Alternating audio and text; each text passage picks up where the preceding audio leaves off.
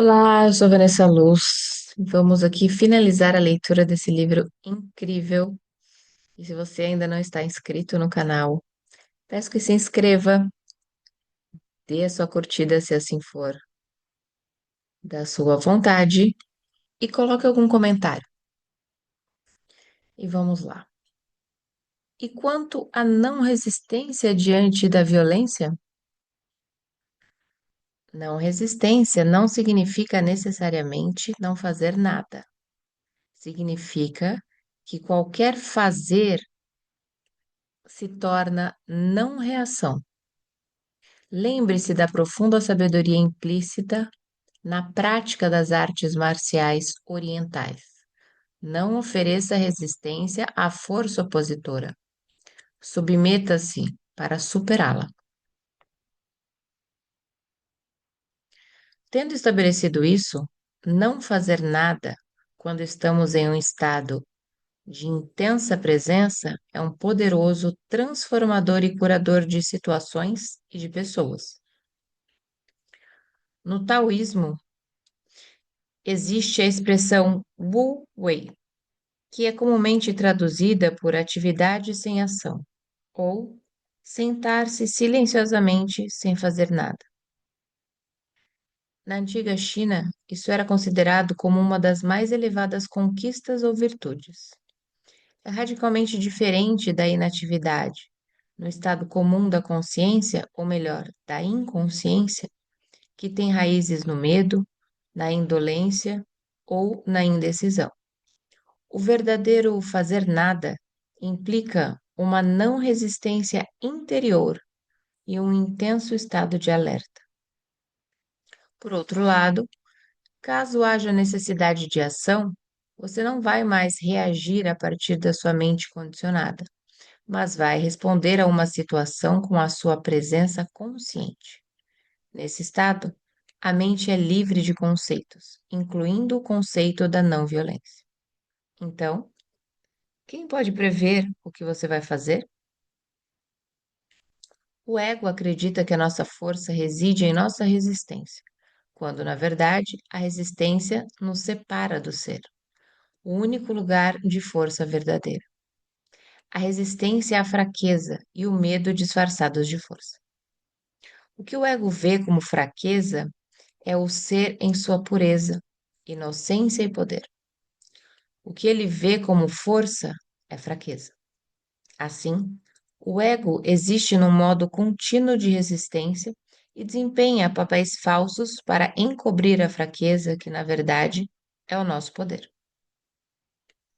Até que haja entrega, a representação inconsciente de determinados papéis se constitui em grande parte da interação humana.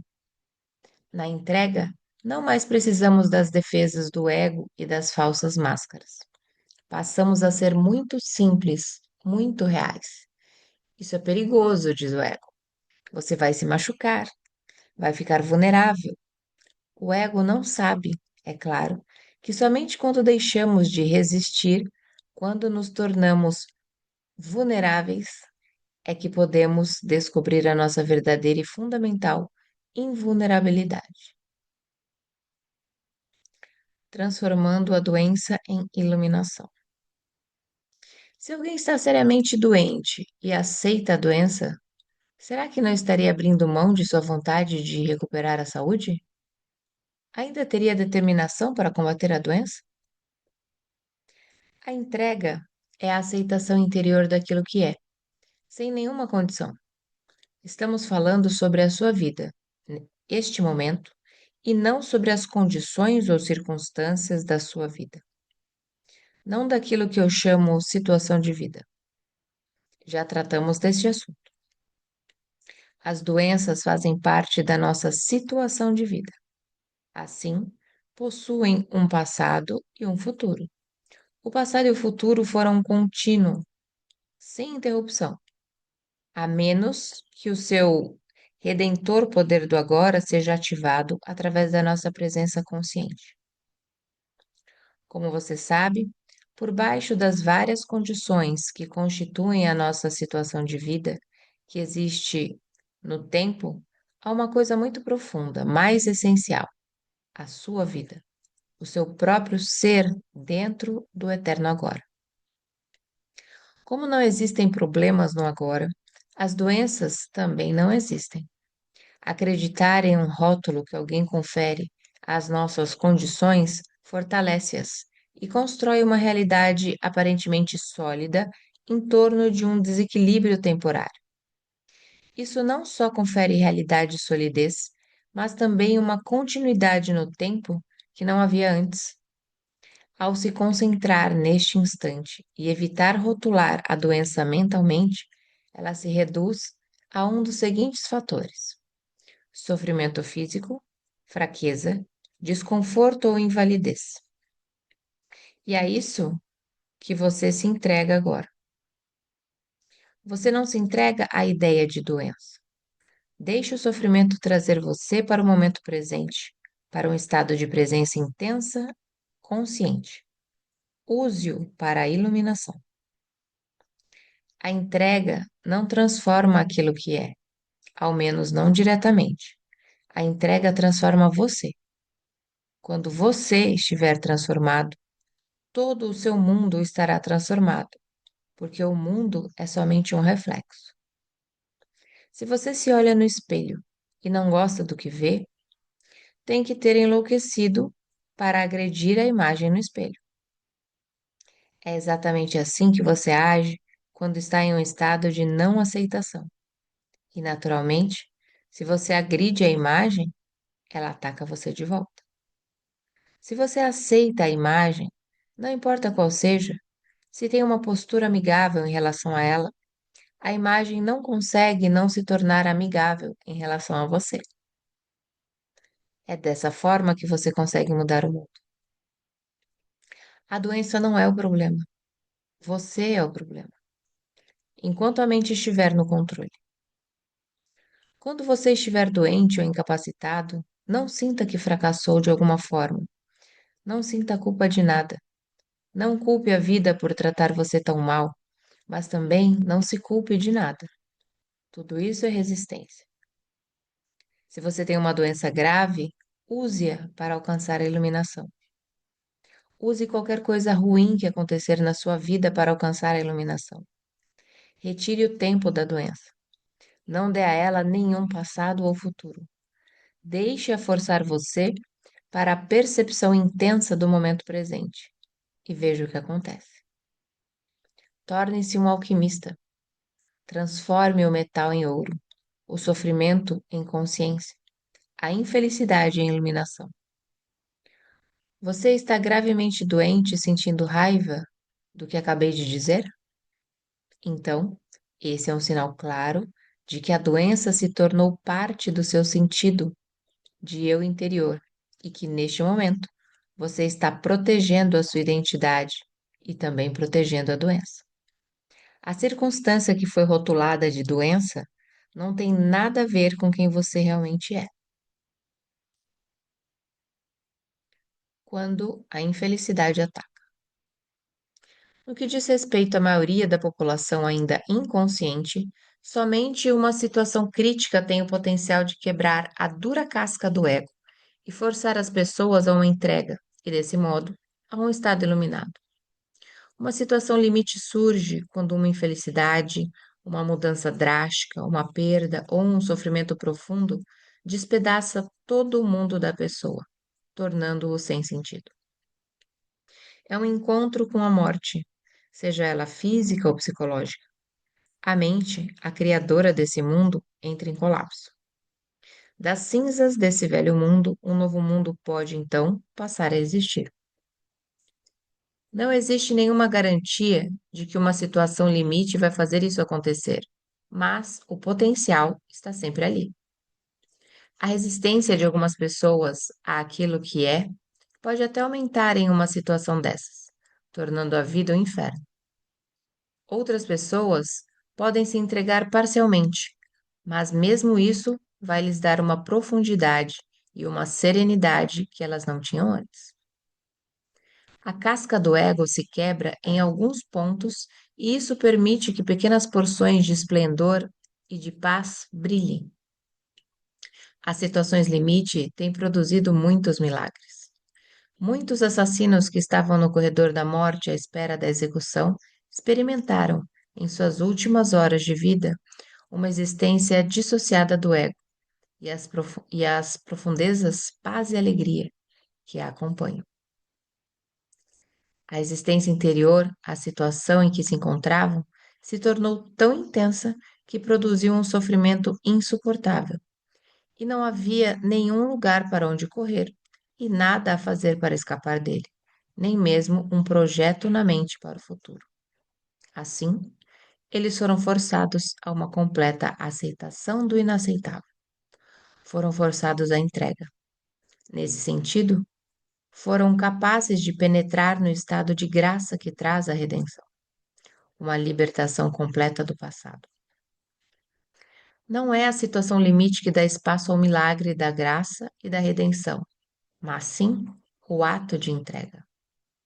Portanto, sempre que acontecer uma desgraça ou alguma coisa de ruim em sua vida, uma doença, a perda da casa, do patrimônio ou de uma posição social, o rompimento de um relacionamento amoroso, a morte ou o sofrimento por alguém, ou a proximidade da sua própria morte, saiba que existe um outro lado e que você está a apenas um passo de algo inacreditável, uma completa transformação alquímica da base de metal da dor e do sofrimento em ouro.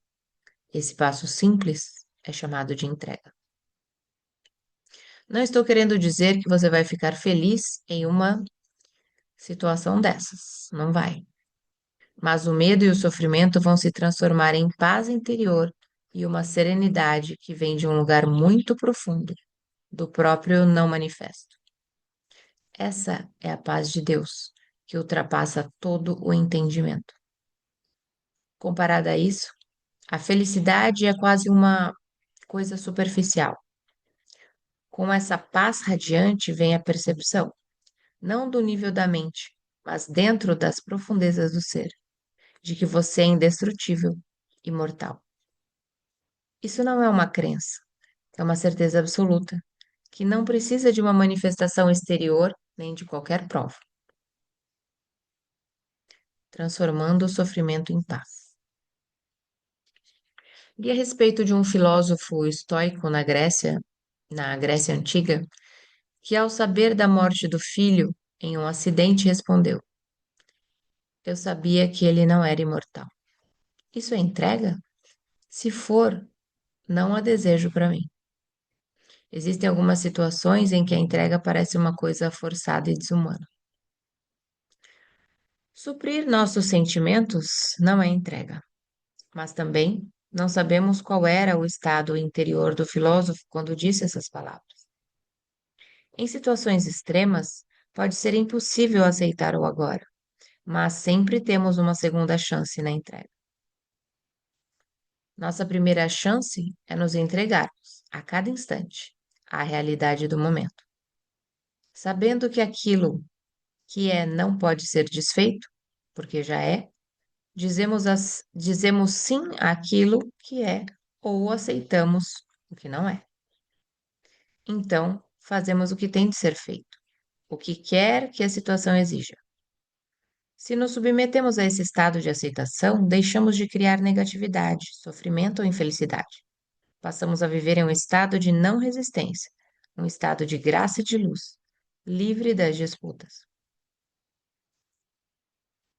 Sempre que você for incapaz de realizar isso, sempre que perder essa oportunidade, seja porque não está gerando uma presença consciente o bastante para evitar o surgimento do padrão de resistência habitual, seja porque as circunstâncias não, seja porque as circunstâncias são tão extremas que são completamente inaceitáveis, você está criando alguma forma de dor, alguma forma de sofrimento.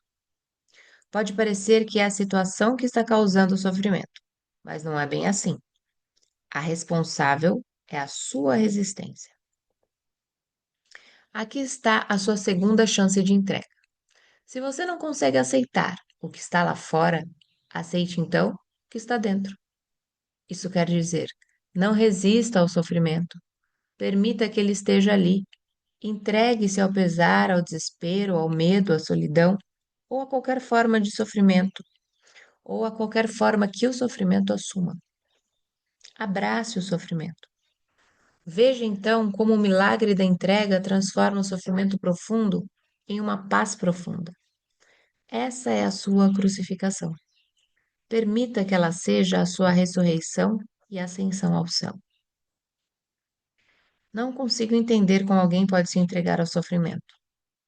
Como você já mencionou, o sofrimento é a não entrega. Como poderia me entregar à não entrega? Esqueça a entrega por um instante. Quando a sua dor é profunda, tudo o que se disser a respeito de entrega vai provavelmente lhe parecer superficial e sem sentido. Quando o seu sofrimento é profundo, você provavelmente tem um grande anseio de escapar e de não se entregar a ele. Você não quer sentir o que está sentindo, o que pode ser mais normal, mas não tem escapatória nenhuma saída.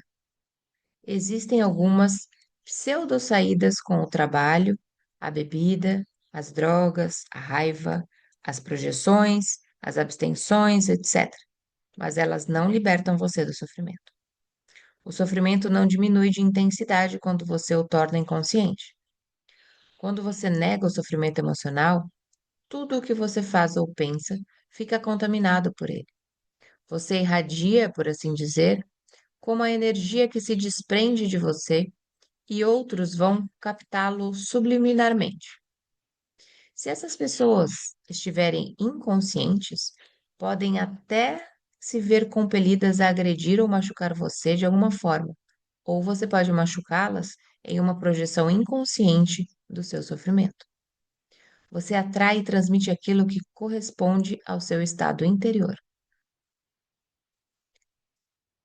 Quando não existe caminho para fora, existe sempre um caminho através. Portanto, não fuja do sofrimento. Enfrente-o.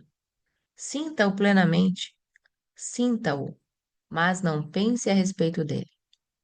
Fale dele se necessário, mas não crie uma história na sua mente a respeito dele.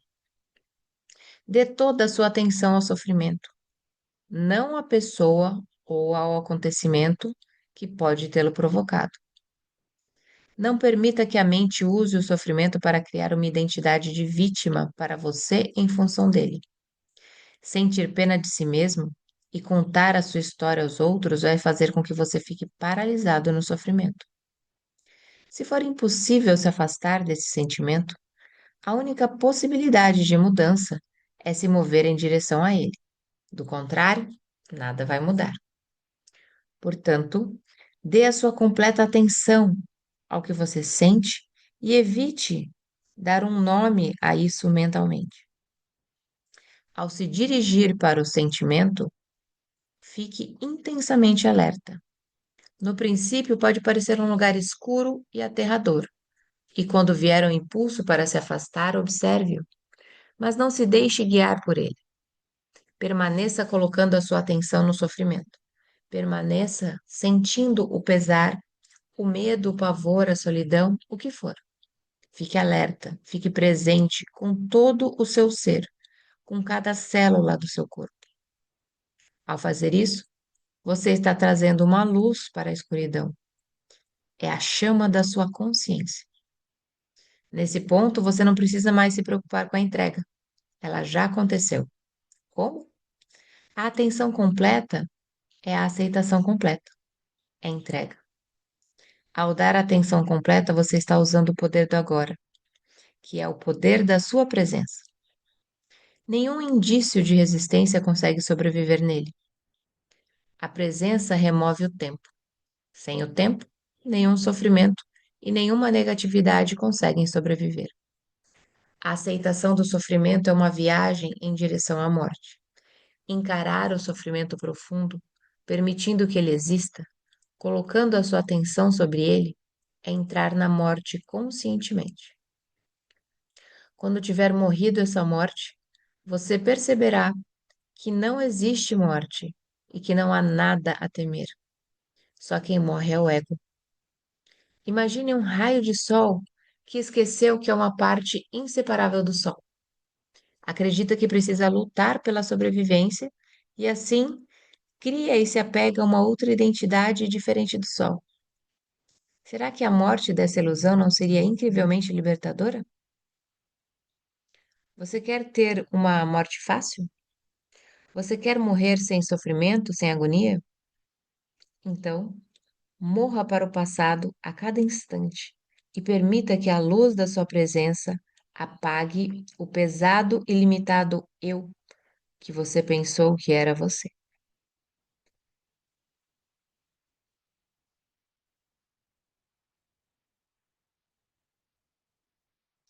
O caminho da cruz. Existem muitos relatos de pessoas que dizem ter encontrado Deus através de um sofrimento profundo. E há também a expressão cristã, o caminho da cruz, que acredito apontar para a mesma coisa. Esse é o nosso principal interesse aqui.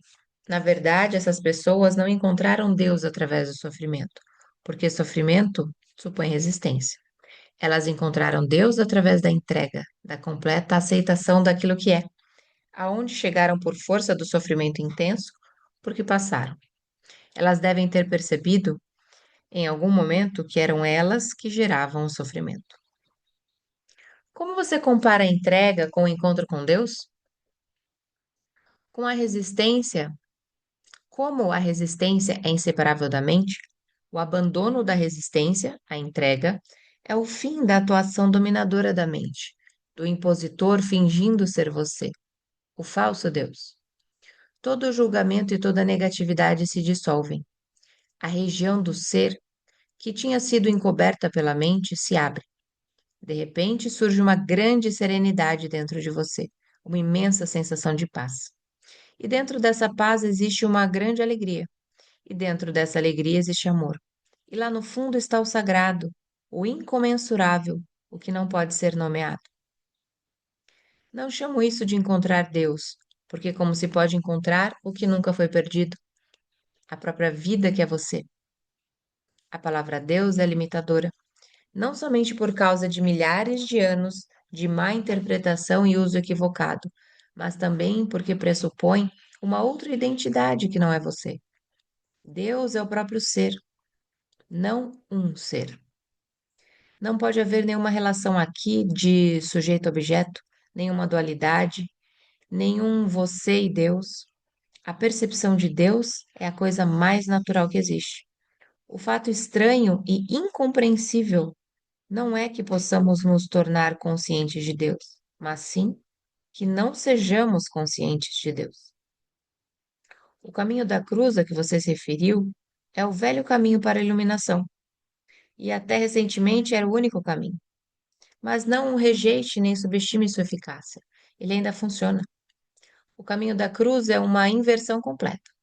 Significa que a pior coisa da sua vida, a sua cruz, se transforma na melhor coisa que já aconteceu, ao forçar você à entrega, à morte, ao forçar você a se tornar nada, a se tornar como Deus, porque Deus também é coisa nenhuma. Nesse momento, para a maioria inconsciente dos seres humanos, o caminho da cruz ainda é o único caminho.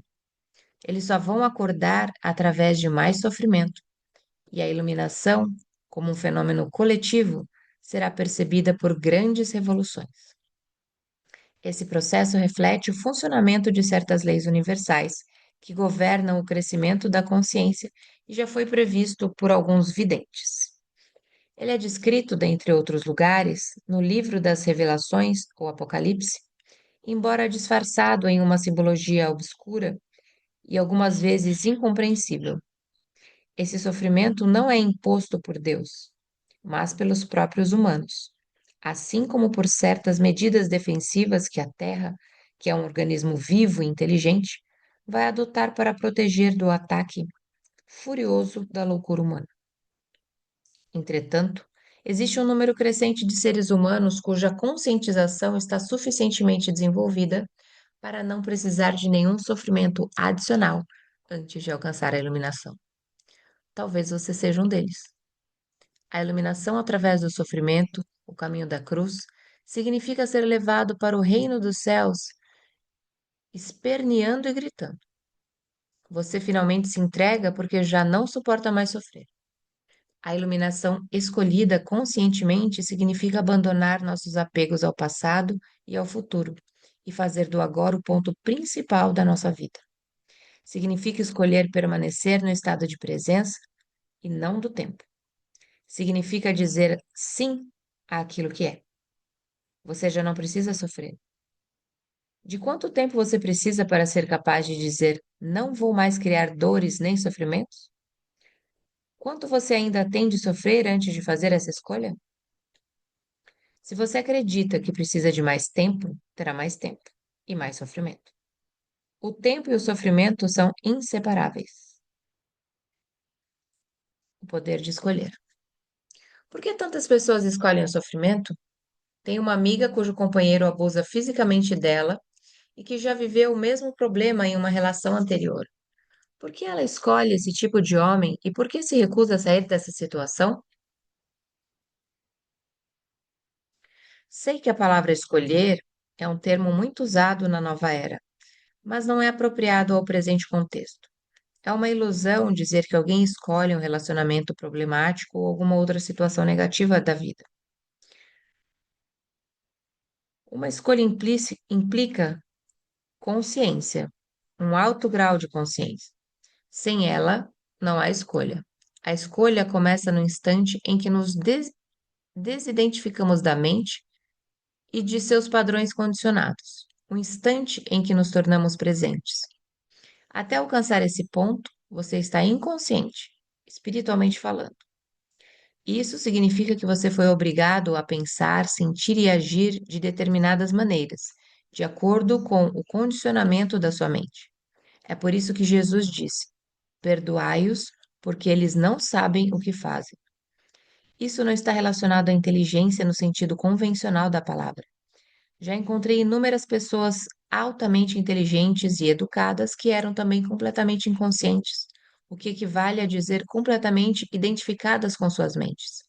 Na verdade, se o desenvolvimento mental e o aumento do conhecimento não são contrabalançados por um crescimento correspondente da consciência, o potencial para a infelicidade e o desastre é muito grande. Sua amiga está paralisada em um relacionamento com um parceiro abusivo e não é a primeira vez. Por quê? Porque não escolheu. A mente condicionada, como é pelo passado, sempre busca recriar aquilo que conhece e com o que está familiarizada. Mesmo que seja doloroso, ao menos é familiar.